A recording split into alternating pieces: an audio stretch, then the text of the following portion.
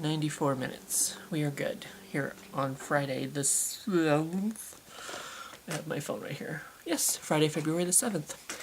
And I'm 18% on my phone. Yay. I was hoping it was Silent Hill out there, because otherwise it's snowing again. Though it seems to have already let up. So, we're good. We're good. So, I dug into my big blue box there, and Minx is playing with her toys, and found what I could, and I still ended up having to go over into the drawers. So yeah, I looked last time. This is 10. I think this is part 10 of my comedy movie videos, and the last time I didn't get to when I was doing my horror movie collection, I didn't get to my VHS collection until volume 21. Like, that's how I have so many horror movies. So yeah, we're already down to the drawers, and we've been on the VHSs. I found some more DVDs in here, but it turned out they were horror movies, so that didn't really do me any good. But here's the pile that I came. Here's the pile that I came up with. Jesus, it's all moving today on everything. It's just going so far. Now, this one we've already discussed as a DVD. I have it on DVD, and it turns out I have it on VHS as well. It's Robin Williams Toys. It's that one that's weird. It has all these weird toys in it and that kind of stuff. I don't recall which video that would have been in.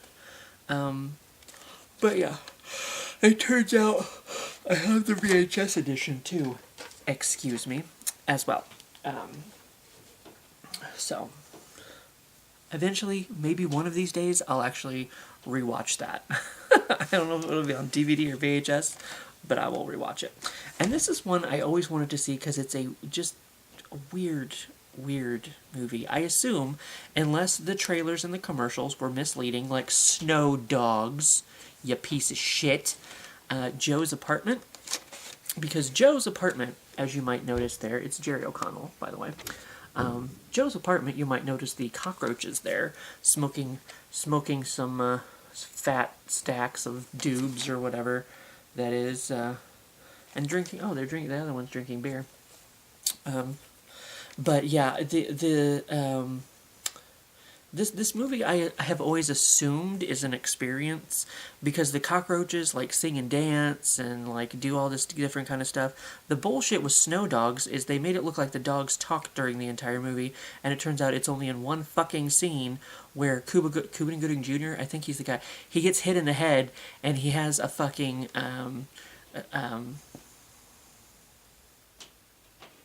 not delusion. You know what I mean. Yeah, so there was only one scene in that movie where the dogs actually talk. Out of the entire fucking movie, only one fucking scene. Hallucination. That's what I'm saying. There's one fucking scene in there. So I don't know if... Hopefully Joe's Apartment is not that way. I would know if I ever watched it. Right? The critters agree. 2 antenna up, way up. Siskel and E-Bug. A hair-raising experience. Spike Bowser of the World Wide Web.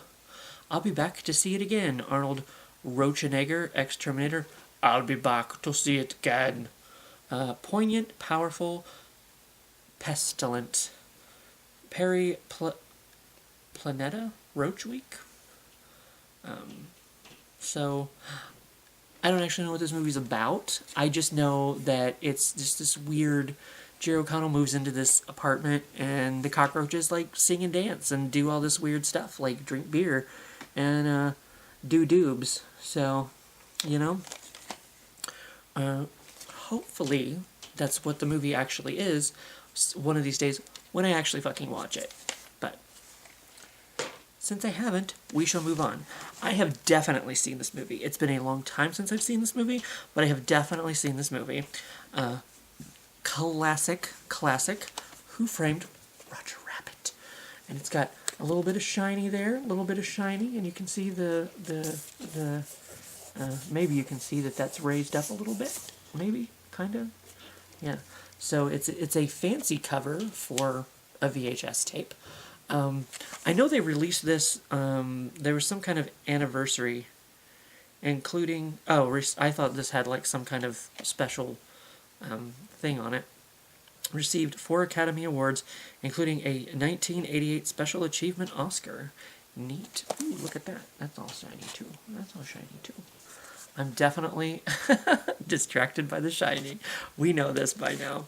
But if you don't know Roger Rabbit, it has, it has a mix of live action actors and cartoon characters. And then there's this whole Who Framed Roger Rabbit. There's this mystery, and Bob Costas, is that guy? Or Bob Hoskins, sorry. Bob Costas is is he an announcer for sports? He might have actually been in basketball. He might have been the one with the nipples, maybe. But yeah, so Bob Hoskins has to solve the crime, and there's the rude baby and the sexy lady and the rabbit. So please, he does that. And vats of acid. There's something about vats of acid. I remember. It's been a long time since I've seen this movie. I do like it. It's definitely worth a watch. It's definitely I know there was that one that came out last year, Happy Time Murders or whatever, but that's puppets, and this is cartoons and real life actor people. So it was definitely worth a watch. I will definitely say. And at the time, I guess I hadn't seen too many movies, even though I knew there was like Pete's Dragon before that. So I hadn't really seen a movie like, mini movies like that anyway. Now I'm sure there's even more. But like Mary Poppins, like the Disney movies, they were always putting live action people and cartoons together in something. So I guess it wasn't really that unique, but it is kind of a little bit grittier. I mean, it's funny, it's a comedy. If I remember correctly, it could be for kids, but there's also like some not for kids kind of stuff in there, so it's a little bit both sides. Now, as for A Gnome Named Norm, I don't know if this is also for kids as well. I can't even remember. I want to say it was somebody in one of my Mystery Science Theater groups mentioned this movie. Somebody, maybe one of my Facebook friends, something, and I was like, that movie sounds ridiculous. I have to check it out. And you can guess whether or not I actually have. And you'll be right. Don't worry. When an undercover assignment to crack a devious diamond smuggling ring goes wrong, Detective Casey Gallagher, Anthony Michael Hall, has a lot of explaining to do. His only witness is Norm, a little bark-wearing, smart-talking gnome with a taste for travel and an appetite for cardboard. Casey's boss, Jerry Orbach, wants to fire him. His girlfriend, Claudia Christian, wants to believe him. And Norm, well, he just wants to see how far he can go before he drives Casey over the edge. Now these two are hot on the trail of the crooks and about to become law enforcement's most hilarious odd couple. So that's a little close. He kind of looks like a Gelfling from fucking Dark Crystal. And then there's also Anthony Michael Hall's crotch, if you had any interest in that whatsoever. There you go. So I don't really know. This cop's got a brand new partner and a lot of explaining to do. This just sounds like one of those whacked out, cracked out old movies that are hopefully as ridiculous as I want them to be. So maybe eventually someday I might watch this. I don't know if it's made the trek to DVD, much less Blu-ray yet. What year was this movie made? 1994. So, I mean, I guess it's possible. But that's why I keep, I'm sure I said this during my,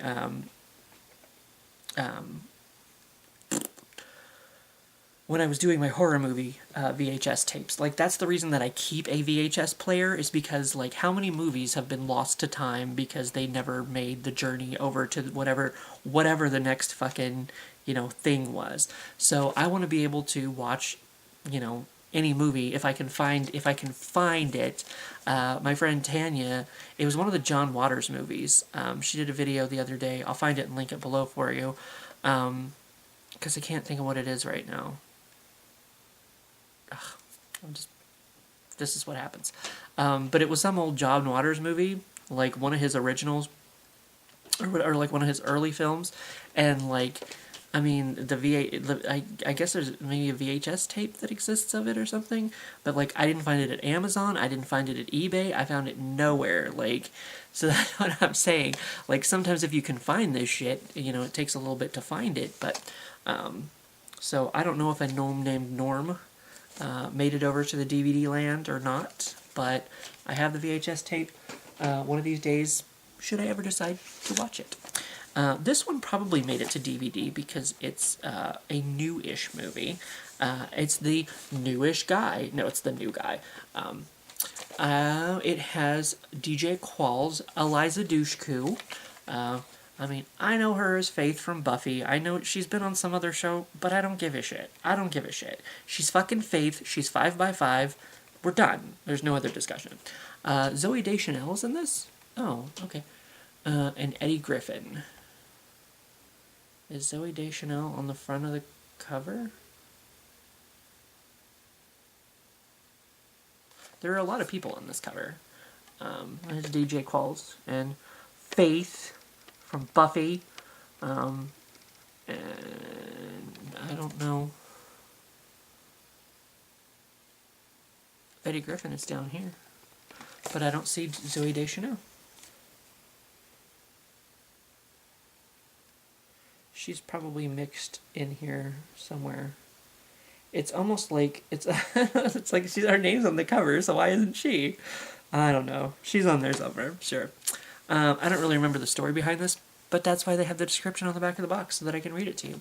The New Guy is a fresh and wildly hilarious comedy starring DJ Qualls, Eliza Dushku, Zooey Deschanel, Lyle Lovett, and Eddie Griffin. Ed Decter, co-writer of the comedy hit There's Something About Mary, makes his directorial debut in the laugh-out-loud funniest comedy of the year.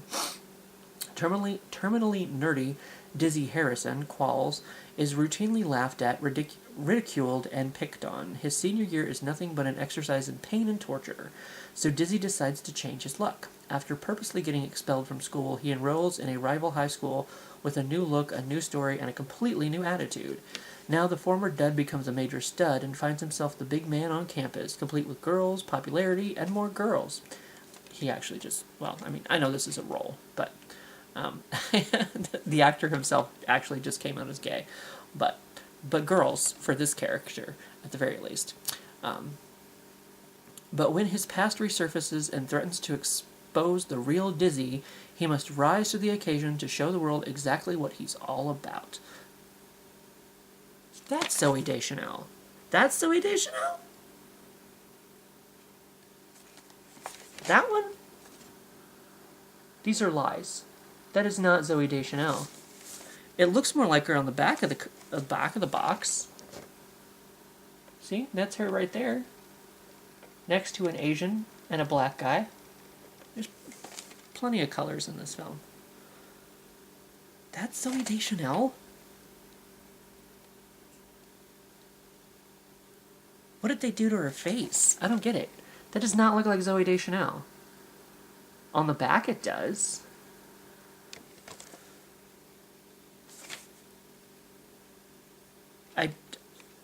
I don't understand what the world is anymore.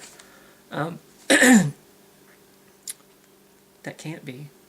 These are lies. These are lies. But anyway, that's what The New Guy is all about. I know I watched it. I know I did. I think I watched it. I'm pretty sure I watched it. But it's been so long ago, I can't really tell you. So it must be one of those films that was okay, but not like standoutish, like, oh my god, that's the funniest fucking thing ever. For me to, I mean, I bought it, so I must have enjoyed it at least a little bit. Or maybe that's how I saw it, is I bought it. I don't know. So there's so many movies. I want to try to keep up with movies. I want to try to keep up with fucking TV shows. Like, I can't do this. I need to go back and rewatch these movies over again that I just don't remember. Which is fucking all of them, it seems to be. As far as B, we have Bean. This is Rowan Atkinson, right? I'm saying his name right. Why don't they tell me? Rowan Atkinson. It's right there on the front of the thing. Yes, this is his character from the BBC show. It was just like, you know, a lot of random vignettes, kind of like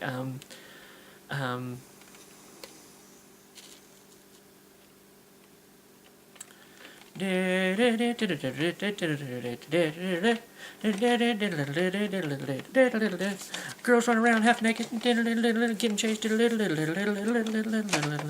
That's doing nothing for me, but hopefully you're enjoying it. Scene. Oh my Jesus. Benny Hill. Thank you. Where he would just go, and he's very inept.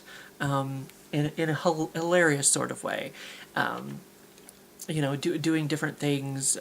Like you can look up, you know, it was just a bunch of random like skits with the same character doing, you know, increasingly stupider and stupider things. Eventually, I guess.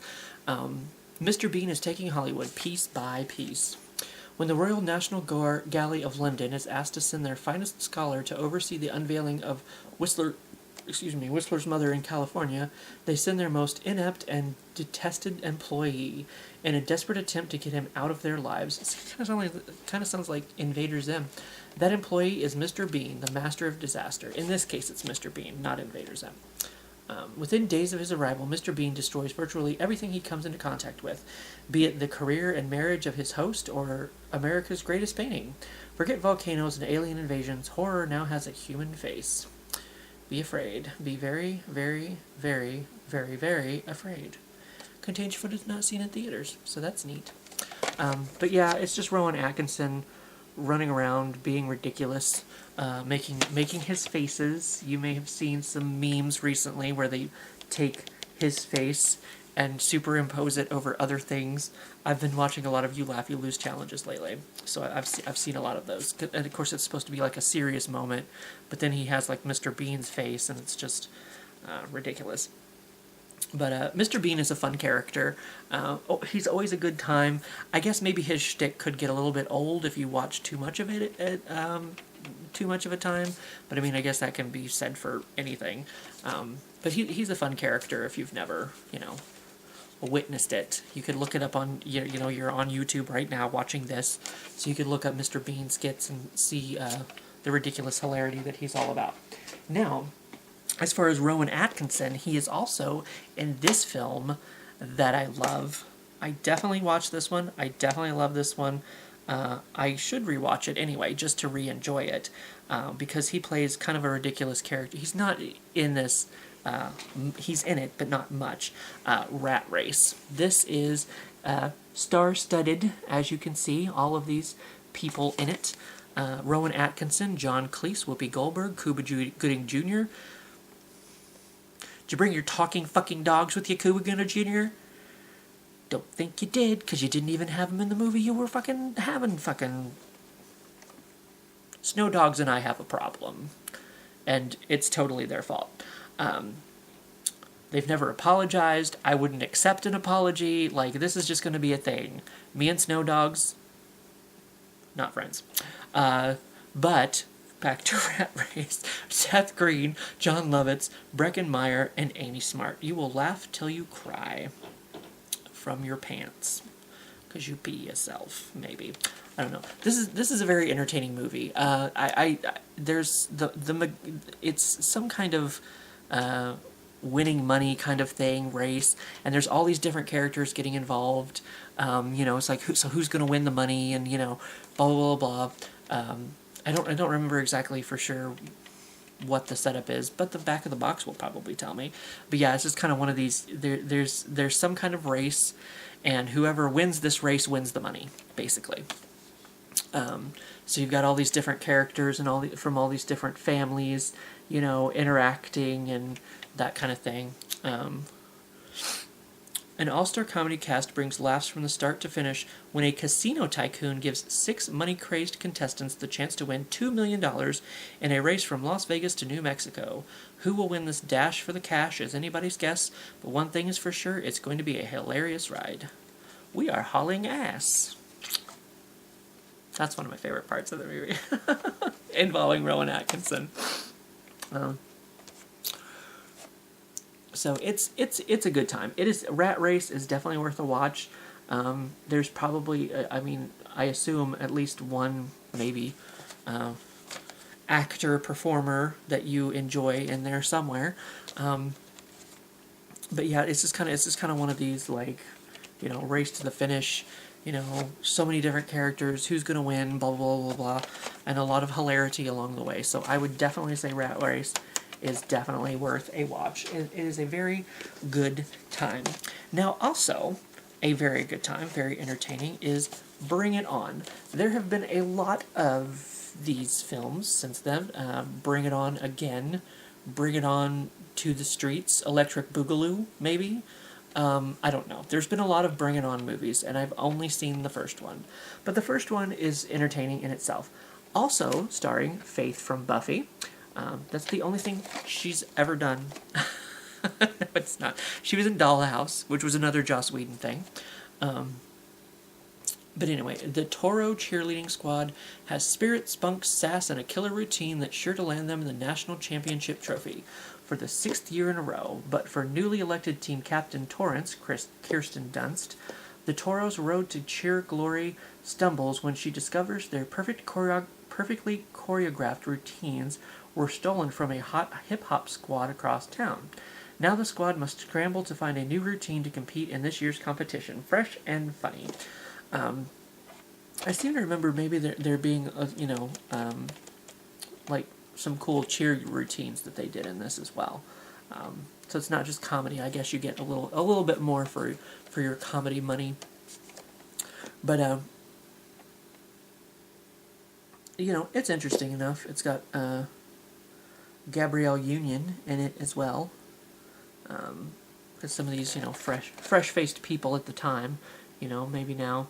I feel like I've seen her in something too, but I can't tell you what exactly. And him, the guy behind her, he looks familiar too, but I can't tell you for sure what I've seen them in. But there's some good, drama between the two, like, you stole our routine, and like, no we didn't, oh my god, we did. Now we're gonna, like, make our own, It's entertaining. It's entertaining to, see how it all plays out, basically. And like I said, I can't speak for any of the other Bring It On movies, because that's the only one I have ever watched. Because all the rest of them, they have, like, new characters every time and whatever, and it just kind of seems like, to me, I guess, it just kind of seems like rehashing the same thing over and over again, which sometimes can be entertaining, I guess, but at least, maybe with the same characters, like Pitch Perfect, they kind of do the same thing every time, I guess, but at least it's the same characters that we know and love, so it's like revisiting old friends, instead of just, who the fuck are these people? But anyway, the last one we have is a comedy classic. We we started with Robin Williams, and we're going to end with Robin Williams in one of his most, classic, iconic roles, Mrs. Doubtfire. Hello! I expected that to be on the back, but it's not. But him and Sally Field are, these are their children right here, the adorable ones. And Robin Williams and Sally Field are married. And, well, maybe not married, divorced, I guess, because she has a new husband. Isn't it Pierce Brosnan? Is Pierce Brosnan in this? Yes, it is. Yes, it is. and they're going through like a, you know, divorce, separation, whatever. I feel like maybe, you know, she doesn't think he's being the most responsible father or whatever, so she tries to cut him out of their life, and he's like, no, I'm gonna go to my cousin. Is it his cousin? Somebody that does like prosthetics, and then he because she's looking for a nanny for the children, so he's like, I'm gonna be that nanny. I'm gonna come in there. I'm gonna be the perfect nanny, you know, and I'm gonna get to see my kids on a daily basis because I'm gonna be Mrs. Doubtfire, you know, Mrs. Boobfire. If you've seen the movie, you know what I mean.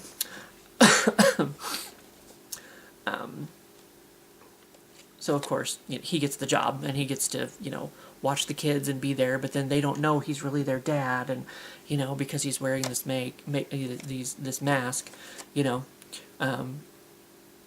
How far would an ordinary father go to spend more time with his children? Daniel Hillard is no ordinary father. So when he learns his ex-wife needs a housekeeper, he applies for the job. With a perfect wig, a little makeup, and a dress for all occasions, he becomes Mrs. Doubtfire, a devoted British nanny who is hired on the spot. Free to be the woman he never knew he could be, the disguised Daniel creates a whole new life with his entire family. Outrageous, hilarious, and often touching, Robin Williams makes this box office hit a film to be watched again and again. And it is very enjoyable. There are, you know, many moments. And then, you know, like I said, it's got the touching moments, because it's kind of like, you know, like of course you want him to win, and you know, like be with his kids and blah blah blah. I can't remember exactly for sure like what the issue is, and they don't. I was hoping they would tell me on the back, and why, like, you know, I think she's like cutting him out of their life or something, or he's worried he's not. I don't know. You would think he would just be there, but for some reason I feel like she's not letting him see the kids, and that's why he has to go through this whole ruse, becoming Mrs. Doubtfire and whatever. But it's definitely a good time. And actually, a funny side note, they did a gender flip of this on General Hospital with the same story using the character Alexis Davis. Alexis Davis Cassadine, whatever. She became Dobson, and because Christina? No, that was Sunny's. That's Sunny's. The kid she had was Sunny. So it'd be Molly, I guess. Molly was being held at the Quartermains, and they wouldn't let her see her, so she had to become the you know, the new butler, Dobson. You know, so General Hospital kind of took this at the time and used it for a storyline, but just kind of, you know, instead of a guy dressing up as a woman, it was a woman dressing up as a guy. Just a little side note, you know, if you care. If you don't, I'm sorry I wasted your time. But I should say that at the end of every video. I'm sorry I wasted your time. But anyway, that's our comedy movies for today. Good times, great oldies, oldies 95. That's a local radio station. And that's their tagline. I am making no sense, but it's my weekend. It is no longer snowing. I'm happy about that. And once again, I have noodles to eat, and probably many naps to take, because Mom is going to be here this weekend, but tomorrow. So that's kind of why I was wanting to get all of this cleaned up, you know, so that I could put all of this back over there in the pile and get it out of her way so that she can actually have a place to sit. Because as of right now, she does not have a place to sit because all of that shit is sitting there in her way. But, and Minxie's toy that she abandoned. She loves it. She broke it, but she loves it. It has supposed to have a string that you pull out, and then the little bug vibrates and moves, and yeah. She broke that shit. She would push it down with her paw, and she'd grab the little string with her teeth and pull it, you know, and it would go boom. And yeah, so I looked the other day. We don't still sell them, but maybe I can find one online somewhere. But she loves that one so much. Like, why would I need to get a new one? Maybe have two, just to see if she plays with the vibratey one more. But I'm rambling. And sorry for wasting your time. Anyway, we'll do this again. I have at least a few more drawers over there that I assume have comedy movies in them, and I'll probably end it with doing my stand-up specials, the stand-up specials that I have, hopefully, because I don't think I've lost them all. I don't think. Or any of these thingies. But anyway, that's what happened, and I'll see you for when I see you.